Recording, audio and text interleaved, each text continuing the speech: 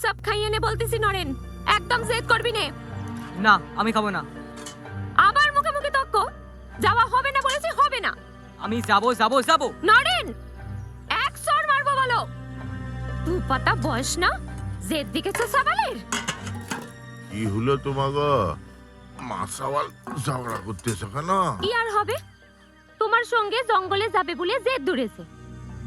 মুখে মুখে তক্ক করতেছে, আমি জাতি দেব না বলেছি, তাই রাগ করে আর খাবে না। তা বুঝিয়ে বললেই হয়, ঝগড়া করার কি দরকার? বুঝিয়ে বললি ও যেন কত শুনবে। দেখ বাবা, জঙ্গলে হচ্ছে বাঘের ভয়, সেখানে বাচ্চাকেও জাতি নেই। কখন কি বিপদ হয় কেটা বলতে পারে? আমি গেলেই যে বিপদ হবে তার তো কোনো মানে নেই, সেটা তো তোমার সঙ্গেও হতে পারে। দেখেছো দেখেছো, মুখে মুখে কিরকম তক্ক করতেছে দেখেছো?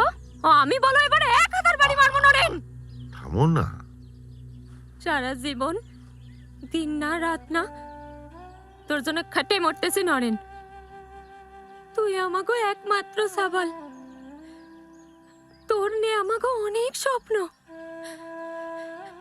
সংসারের কোনো অভাব তোরে কোনো দিনও বুঝতে দেয়নি, কারণ তোরে লেখাপড়া শিখে চাকরি করতে হবে, অনেক বড় হতে হবে। জঙ্গলে গিয়ে বাবার মতো সারাদিন মাছ ধরবি, সেটা আমরা চাই না নরেন। ওখানে প্রতি মুহূর্তে জীবনের ঝুঁকি, আর রোজগারও খুব সামান্য।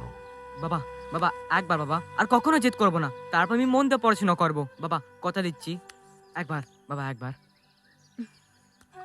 আচ্ছা ঠিক আছে ঠিক আছে, নে যাও। তবে একটা কথা, হ্যাঁ? এটাই প্রথমবার, এটাই হলো শেষবার।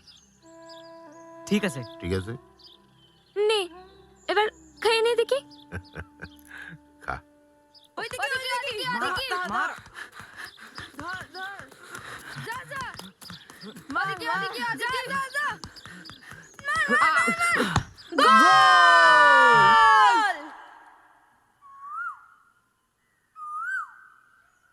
সুন্দরবন জঙ্গলটা হলো টাক পড়া মানুষের মাথার মতো, চারদিক ঘেরা জঙ্গল, মাঝখানটা ফাঁকা। ওখানে কি করে ফাঁকা হলো? ওই চোরা কারবারিরা গাছ কাটিয়ে বিক্রি করে দেয়।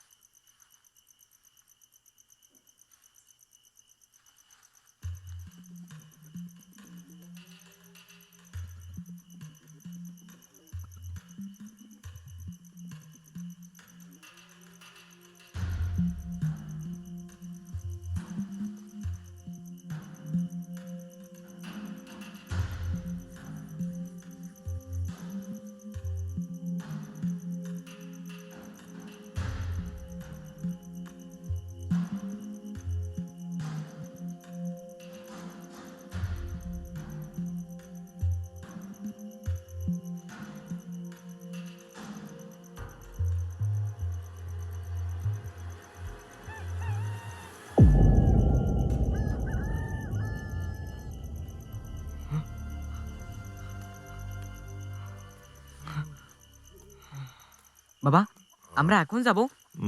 মুখ ধুয়ে আইছো?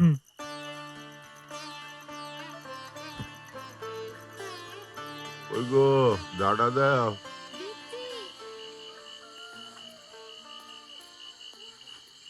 এই নাও।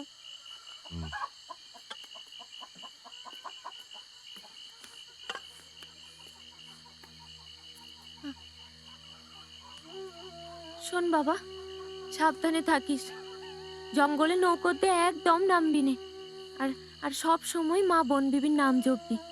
দেখবি কোনো বিপদ তোর ধারে কাছ দিয়ে আসতে পারবে না। ঠিক আছে মা। তাড়াতাড়ি করো, ভোর হয়ে যাচ্ছে।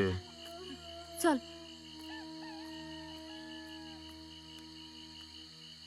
শোনো, ওর খেয়াল রাখো। ঠিক আছে।